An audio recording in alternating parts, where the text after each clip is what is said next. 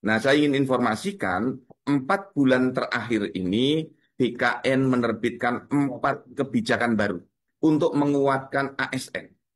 Pertama, kita sedang membangun satu data. Satu data ASN harus berisi semua potensi, semua kompetensi profiling ASN secara lengkap.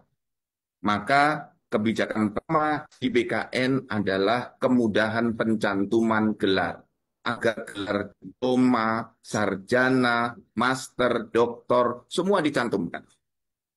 Ini penting karena profil ASN kita saat ini salah satunya terkendala sulitnya pencantuman gelar. Maka dari BKN memberikan kemudahan pencantuman gelar.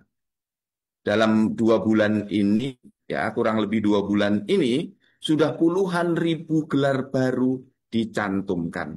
Oleh karena itu para kepala BKD mari berpikir terbuka, berpikir untuk membantu para ASN melakukan pencantuman gelar. Syaratnya adalah memiliki ijazah yang didapat secara sah dan resmi. Kampusnya terakreditasi, kuliahnya terdaftar, mengikuti perkuliahan sampai dengan lulus. Yang kedua, kemudahan dalam uji kompetensi. 4 kali ditambah menjadi 12 kali. Dan bagi yang tidak lulus uji kompetensi hanya mengulang pada bagian yang tidak lulus saja. Sepanjang masih dalam jangkau masa keberlakuan hasil uji kompetensi itu. Ya.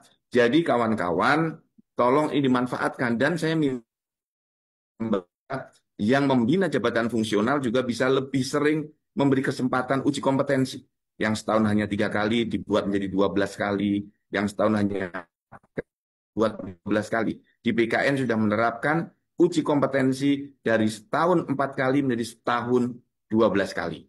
Dan bagi yang tidak lulus, boleh lulusnya di kompetensi yang mana.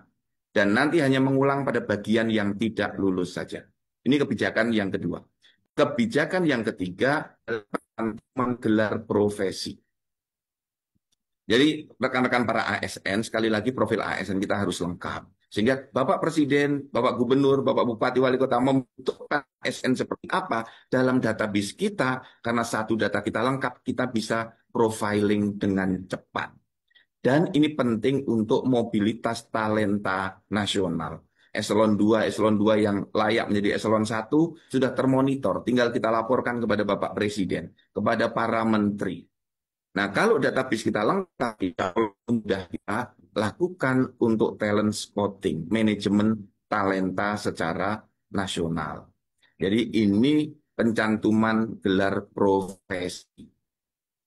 Silahkan dicantumkan yang punya gelar profesi notaris, pengacara, misalnya dulu pernah menjadi pengacara atau advokat, pernah menjadi notaris, menjadi kurator, ya, menjadi insinyur atau bidan, perawat, dokter, silakan. Semua gelarnya dimasukkan, termasuk sertifikasi keuangan, kepamong kerajaan, sertifikasi sebagai Satpol PP, atau diklat-diklat PPNS, silahkan sertifikasinya dimasukkan, termasuk pendidikan pelatihan yang sudah diikuti. Yang terakhir, BKN sudah menerbitkan peraturan BKN nomor 2 tahun 2025 untuk menyelesaikan masalah yang sudah puluhan tahun tidak selesai, yaitu kesempatan ASN yang bagus berkembang lebih cepat daripada yang tidak bagus. Misalnya ASN yang naik pangkat luar biasa, ASN yang di jabatan fungsional, ini pasti akan bisa nyalip pimpinannya naiknya tahun sekali. Jadi semangatnya adalah kita melakukan relaksasi regulasi. Yang tadi ASN tidak boleh melampaui jabatannya, sekarang di jabatan pimpinannya. Misalnya, sebuah seksi atau kasubag pimpinannya 3C.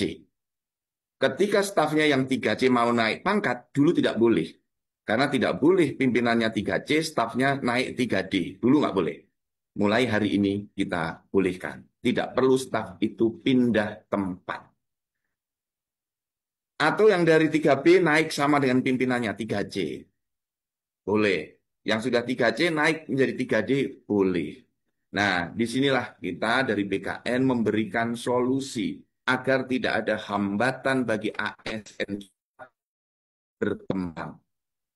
Ini kan menjadi sangat merugikan kalau ASN tidak bisa berkembang bukan karena masalah di dirinya, tapi ada masalah di sistem. Nah, sistem ini yang harus kita perbaiki. Sistem itu bisa berupa regulasinya, bisa berupa aplikasinya, bisa berupa corporate culture-nya. Nah, ini yang harus kita perbaiki sama-sama.